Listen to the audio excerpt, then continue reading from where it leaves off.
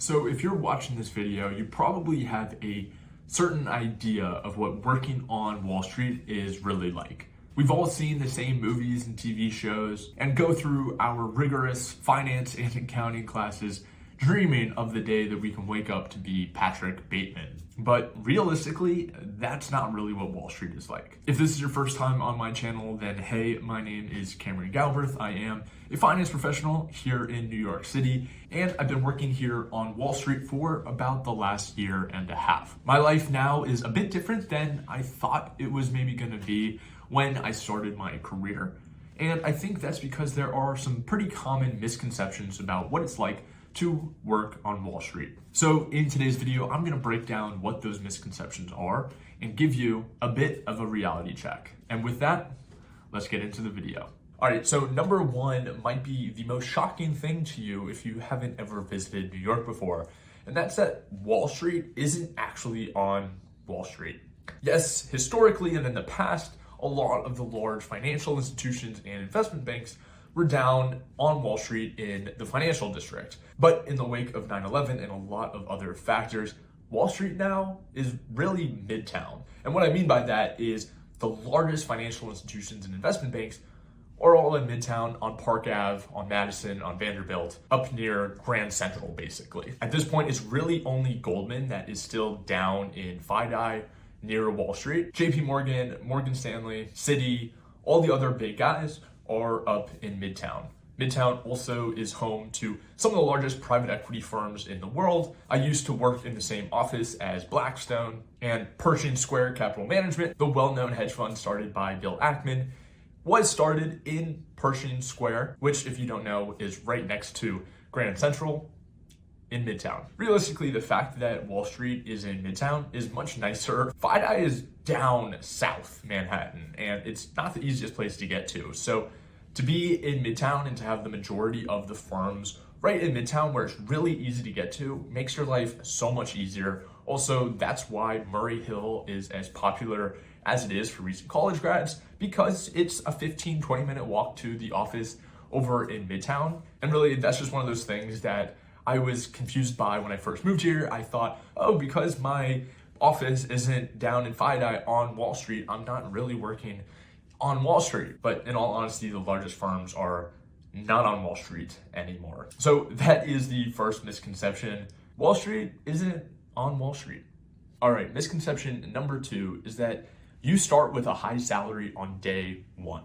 And yes, sure, plenty of roles start with a great six-figure salary. That's not necessarily the norm. For a lot of roles, you are not starting out making huge, big money, whether that's through your base salary or through your bonus structure. You are still compensated well relative to the national average, but it's not like your first year you're gonna be able to have a crazy nice apartment and take extravagant vacations and buy the Rolex and all of that. That will come if you work hard enough, but it is by no means a given. And I think movies like Wolf of Wall Street and what we see on TV as kind of the typical Wall Street guy is a bit misleading, just because that might be you 5, 6, 7 years into your career. But realistically, when you're starting off, you're living with a roommate in Murray Hill, eating Chipotle most nights. So yes, the money will come if you're willing to work hard and make it happen, but you're not guaranteed to be making huge money from day one.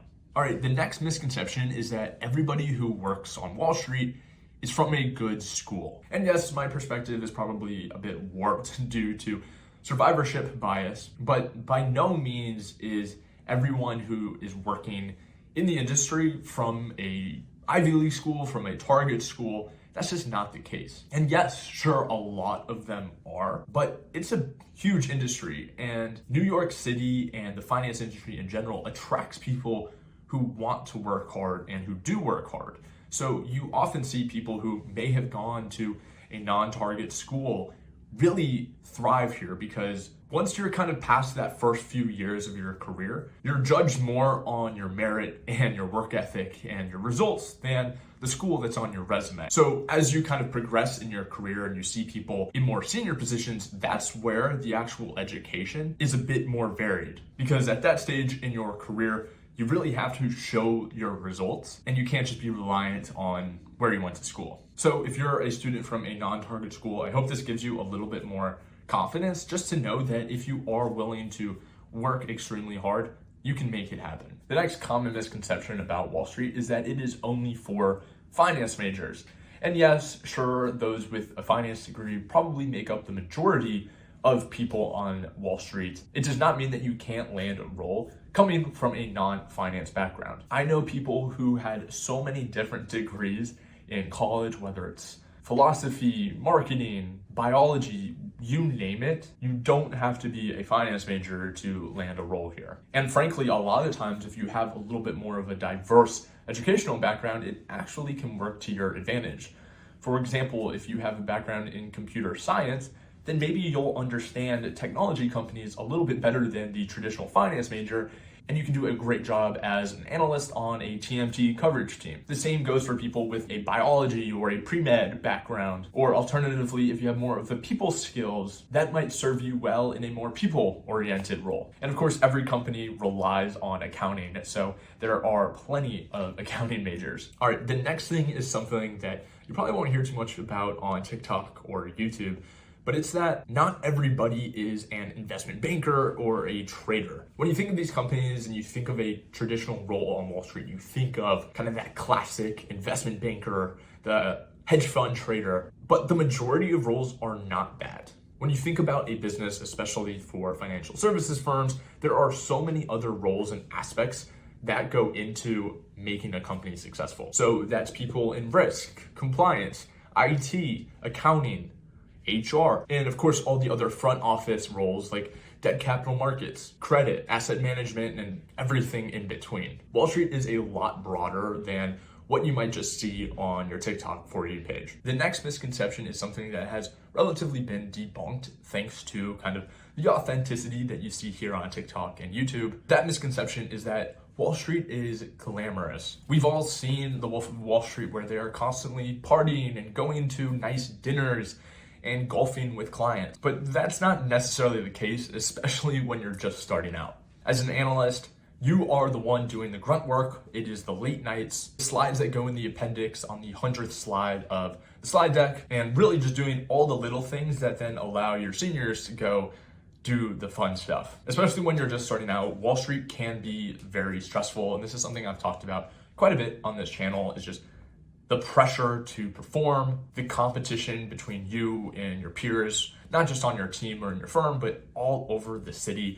Everybody here in New York is working so hard, so it's really easy to compare yourself and your background to everyone else. And I touched on it earlier, but it's not like everybody is making a ton of money and able to eat really fancy dinners and have a lot of fun. New York City isn't always nice. There are a lot of aspects to it that don't always make it the most fun or the safest place to live. So overall, a career on Wall Street definitely isn't as glamorous as they make it look in the movies. Finally, kind of contrary to my last point, people tend to think that there is no work-life balance if you work on Wall Street.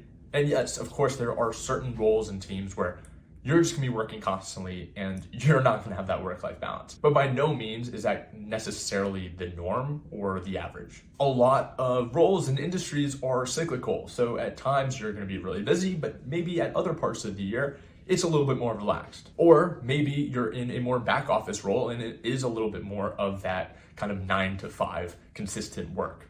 But just know that if you accept a role in finance in New York, it doesn't mean you're signing your life away and that you're gonna have no time for anything else other than work. I hope that this video and my YouTube channel is a bit of a testament to that. And with that, that's gonna wrap up the video. Those are the most common misconceptions that I see about working on Wall Street. Let me know down below in the comments if there was anything I mentioned that may have surprised you or anything you think that I am lying about. As always, if you have any questions at all, feel free to reach out to me on LinkedIn. I'm happy to chat. Also, subscribe to this YouTube channel so you don't miss any of my content. And with that, I will see you in the next video.